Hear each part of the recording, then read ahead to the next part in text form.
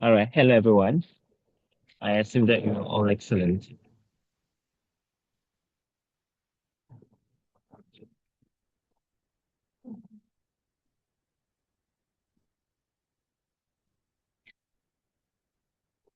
All right.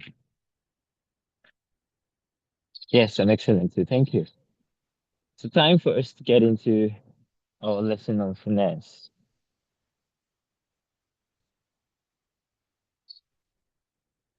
And we're looking at chapter 3 of Healing is the Secret today, and which is prayer. Prayer.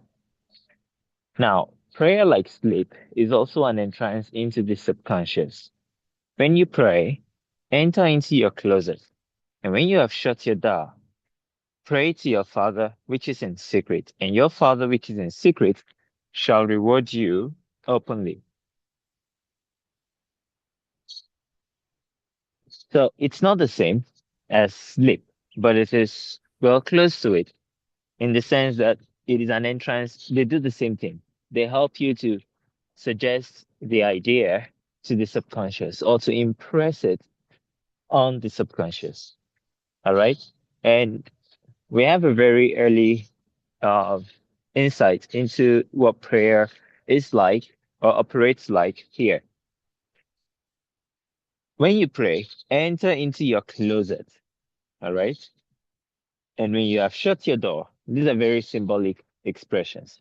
Pray to your Father. Now, that would be the subconscious, which is in secret, and your Father, which is in secret, shall reward you openly. So that clearly shows or demonstrates we're talking about the subconscious here because you pray to Him in secret, it rewards you um, in the open. So it's the same as what you impress on the subconscious within becomes expressed on the outside. Okay. So now, prayer is not so much what you ask for, or rather, prayer is an illusion of sleep, which diminishes the impression of the outer world and renders the mind more receptive to suggestion from within.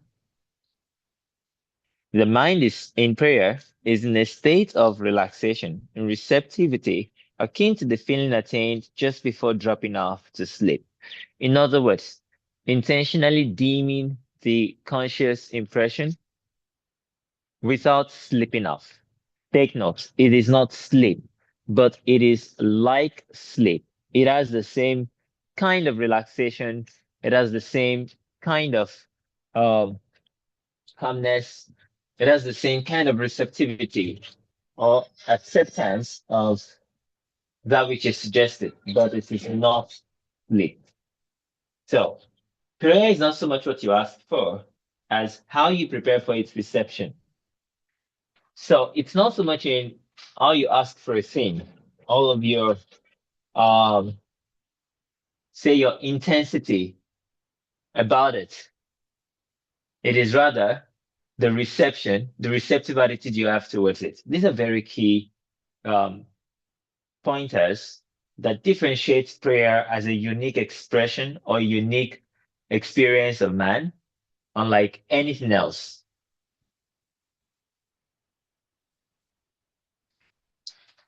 Number one,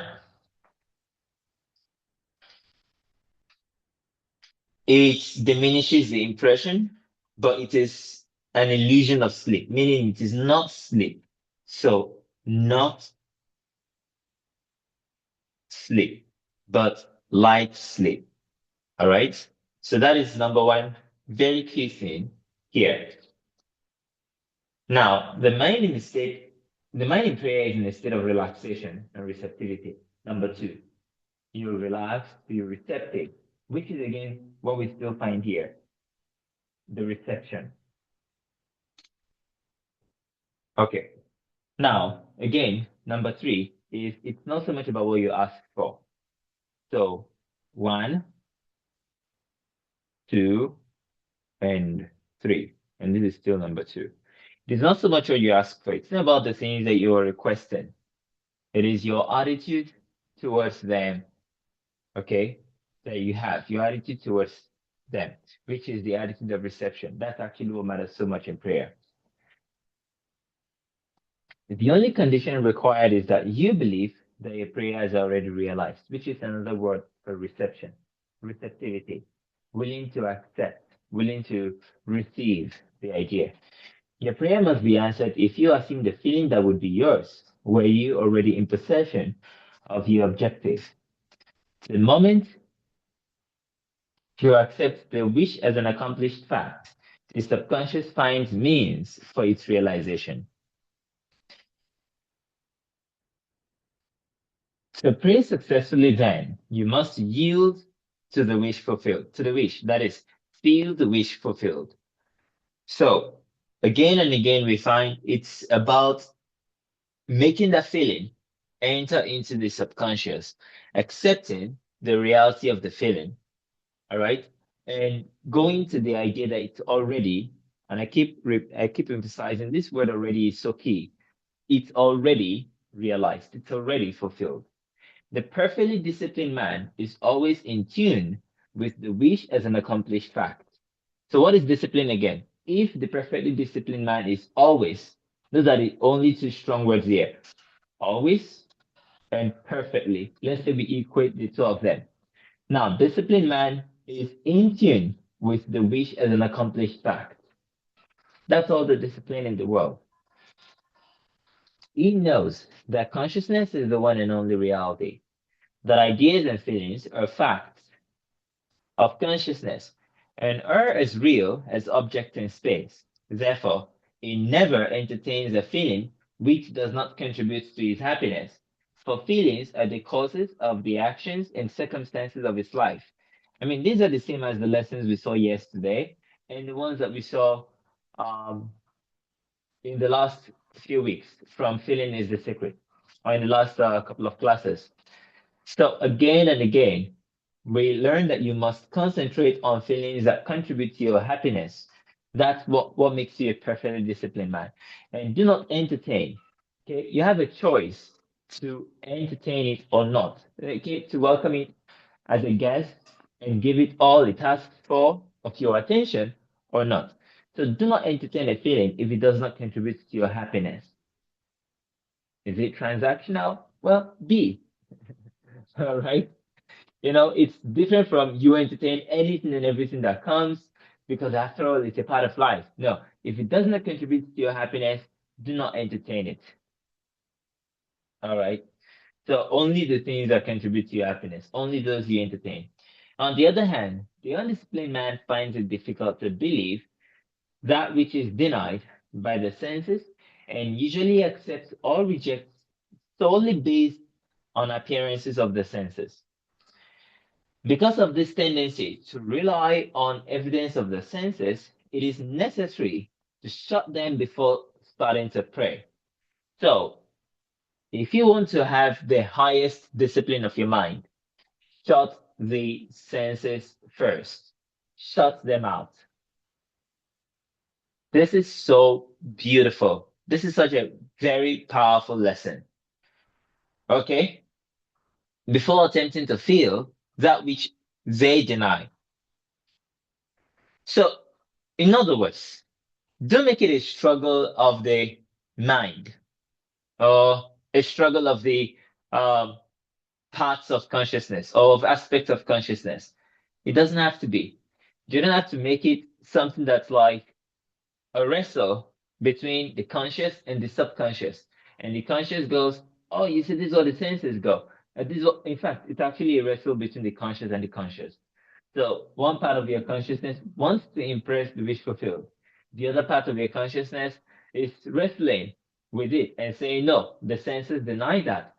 And so you're aware of what you want to imagine, and you're also aware of the doubt that contributes to it not being a fact.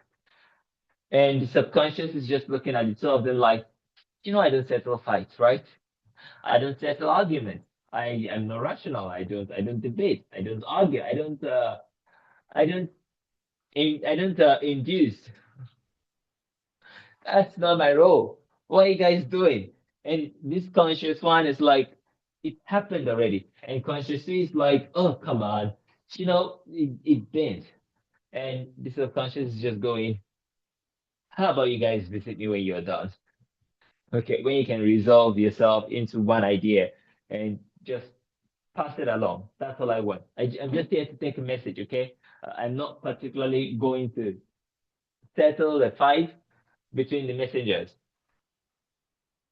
So it is important to shut out the senses for that reason. Whenever you're in the state of mind, I should like to, but I cannot. The harder you try, the less you're able to yield to the wish. How about you first? In that case, first simply drop from the senses, drop from this thought. And I mean, for example, understand that you will not die, you will not cease from existence if you just, for a moment, pause your thoughts. Okay? Just for a moment. Pause all of the assumptions you're making and just for a moment, relax and just be. In other words, be still and know that you are God, which is again the fundamental thing about this prayer, right? It is a state that evokes the attitude of sleep, an illusion of sleep. So, prayer is the art of assuming the feeling of being and having that which you want. Bottom line, that is prayer. It is the art of assuming the feeling of being and having that which you want. It is not to express some words. It is not to call upon a person. It is not to call on some name. It is not to uh, kneel down and bow down to something. It is not to ask for and ask for and ask for repeatedly. It is actually to assume the feeling of. And if it is absent in any of those other things that I mentioned just now, then they are not praying. If it is present, it doesn't matter how they convey the prayer, well, they pray. All the subconscious wants is the impression. It wouldn't matter to the subconscious how you pass it down.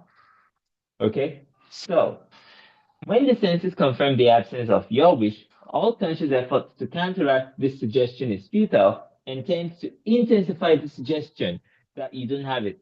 So, if the senses say you don't have it and you're trying to counteract it, you're actually just suggesting more of the reality of it to your subconscious.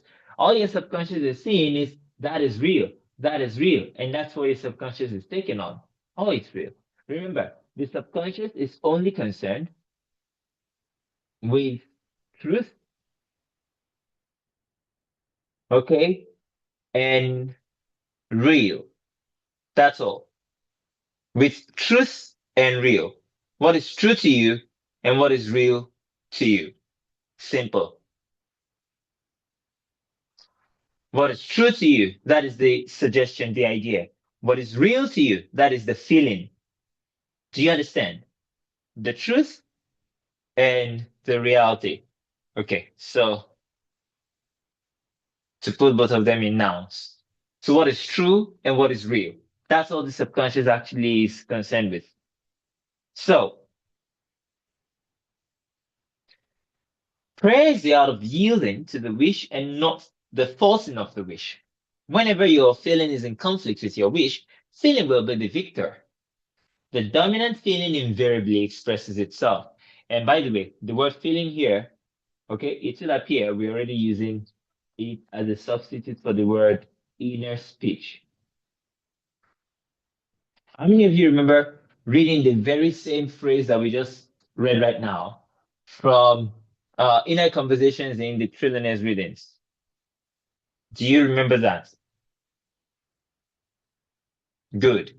So we're actually describing inner speech here, which is the essence of prayer, which is again the point of the word suggestion is actually inner speech. That's basically how suggestions are made, inner speech. So prayer must be without effort. In attempting to fix an attitude of mind, which is denied by the senses, effort is fatal. To yield successfully to the wish as an accomplished fact, you must create a passive state, a kind of reverie or meditative reflection similar to the feeling which precedes sleep. So you're not falling asleep, but you put yourself in a very calm state, relaxed, still, meditative, okay, passive, just basically drops all, drops all. Okay. I was going to say drops all the work, effort, thinking, trying, pushing, intending, but I just realized, you see, it's simple to just put it this way. It drops all. That's passive, completely passive. So it's gonna look like you're losing yourself, okay? Like you completely are losing yourself. But like I said earlier, don't even be scared. You are not, because the only thing that will happen from that state is you will be receptive to the suggestion that you intend to make next. So know what you want to suggest, but then enter a passive state where you completely drop all the burden, all the yoke, all the thinking, the acting, the drop all, and then migrate into the imagining or the feeling. In such a relaxed state, the mind is turned from the objective world and easily senses the reality of the subjective state. It is a state in which you are conscious and quite able to move or open your eyes, but you have no desire to do so. And this is, okay, this is the best way to describe the passive state or to describe the state akin to sleep or to describe you, you relaxing. Number four of many of my exercises. This is actually what it is. You can, but you do not have the urge, the activity from the word active, which is the opposite of passive, the activity to do it. You just simply are passive. You drop all the urge to open your eyes, the urge to lift your hand, the urge to do anything in this physical world. You don't have it, but you're not asleep. You're conscious. That's the interesting part. It's not like you do that when you're asleep normally, but you're not asleep. You're actually very much alert, but you don't want to do anything. And in that state, you simply imagine what you want.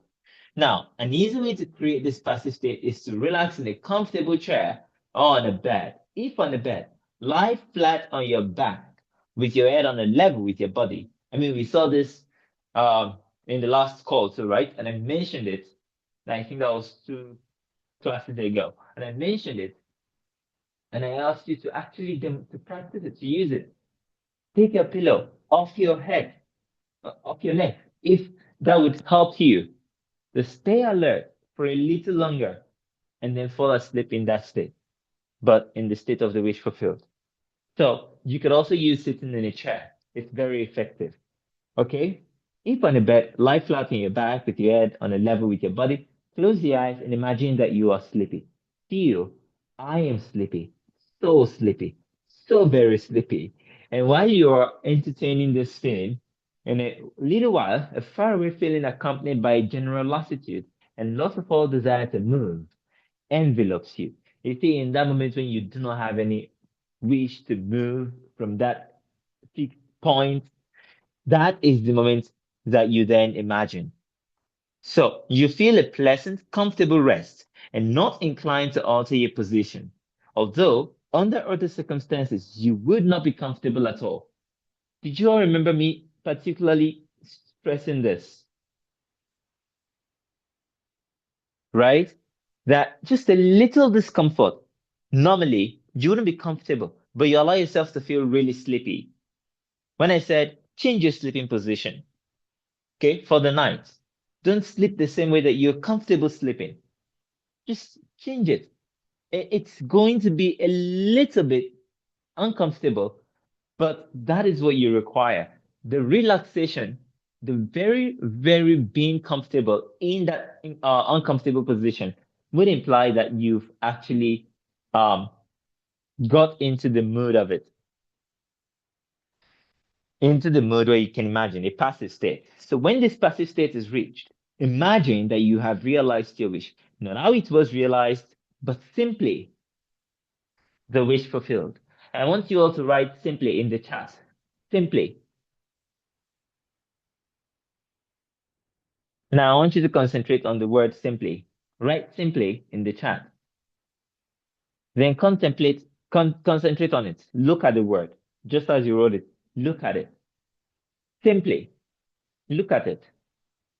And then ask yourself, how much of everything that is hard does this one word ask you to completely drop when you want to imagine?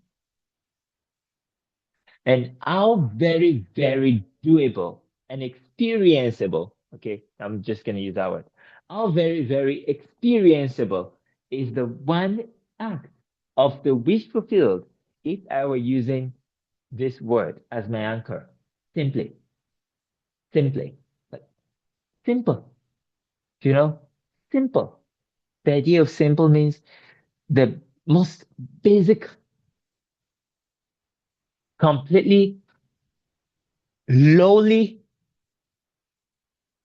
I would say easy, I would say effortless, but they even don't quite reach the idea of simple. Simple is way more than that. Simple is like it doesn't even require any cleverness. Do you know that's what simple is? Something could be easy, but still require some cleverness. Okay? The simple is so different. It's a different level of effortlessness. Do you understand? Do you really see it? And now people say, this is a concept you want to change, by the way. Oh, just because it is simple doesn't mean it is easy. No, I think simple is actually much, much, much, much easier than easy. Okay. So in case you have that concept, I want you to change it. Say simple. All right. Now it says, but simply. And you want to have the attitude simply the wish fulfilled. Like have it as an attitude. The thing you're going to do is to imagine the wish fulfilled.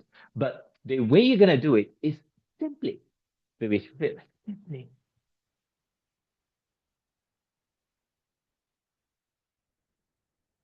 And like I said, it's not even the same thing as easy. It's so, so lower than that. In complexity, it is the least of all the least of the least complex of anything. Simple. I mean, you can't even say complex with it. Okay, let me demonstrate simple versus easy versus complex for you. For example, this I give you the definition of a line, and I say a line is something that goes like from one point to another, and I make point one, point two, and I go like this. So this is a line, right? A line. So very simple. Now I say there is another line like this, and I say this is a curve that is a line. Now this is no longer simple, but it is still easy, okay? Because it is not the same, for example, as something like this.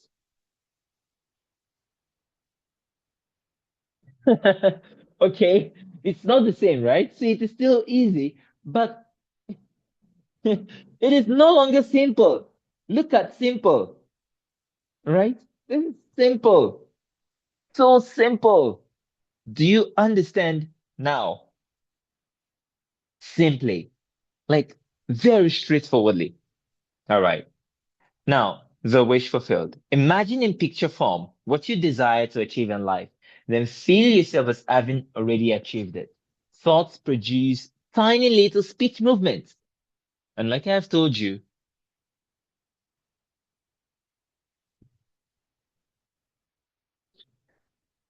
and like I've told you all many, many times, there are the two basic techniques of imagining. Number one is imaginal act. Number two is inner conversations. And the two of them can actually also be used together, right? So you can see it here. And if you look at sleep, basically, sleep is all about imaginal act. This, though, is combining the two. And prayer is really inner conversations. But we find in this chapter a combination of the two. So thoughts produce tiny little speech movements, which may be heard in the passive state of prayer as pronouncements from without.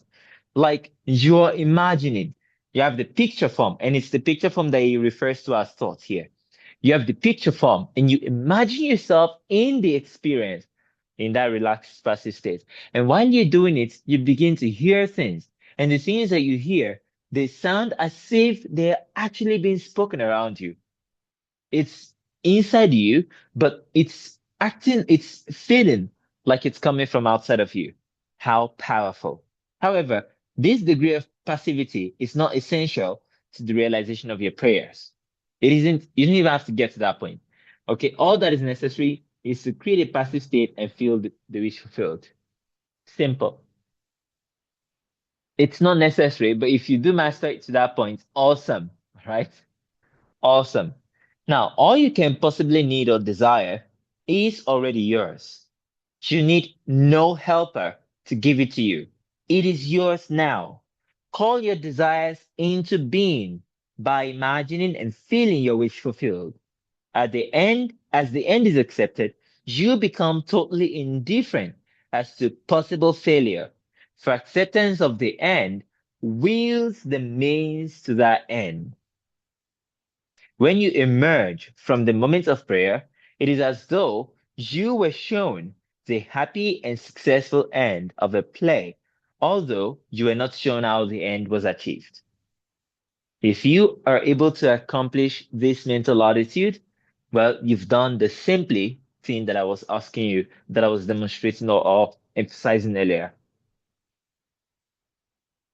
So it is as though you're shown the happy and successful end of a play, though you weren't shown how that end was achieved. However, having witnessed the end, regardless of any anticlimactic sequence, you remain calm and secure in the knowledge that the end has been perfectly defined. And that becomes the outcome. That is prayer. That's how to pray.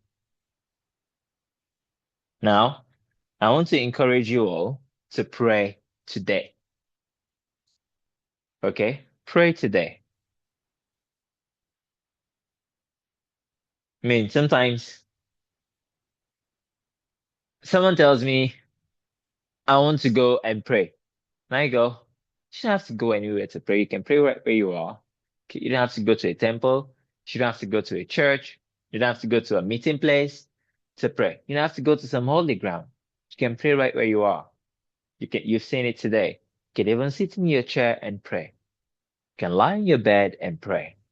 You don't have to utter a word because you to shut the senses, which, well, trying to utter the words include the senses. So all affirmations, all forms of physical, outer lip affirmations, they're simply all canceled out by this one chapter because it tells you to do what?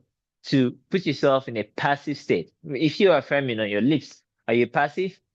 Obviously not. Okay. All forms of scripting, they're canceled out by this one chapter. I mean, if you're scripting, are you passive? No, you're not. But you see, imagining, in the imagination, that is elevated in this chapter. And you're to do it simply. All right. Pray simply. Pray without ceasing. That's great, actually. Okay, everyone. So that is our lesson today. We're going to meet next Saturday for concluding Feeling is the Secret, and we'll move to the final part of Finesse on Sunday. See you all. Bye bye.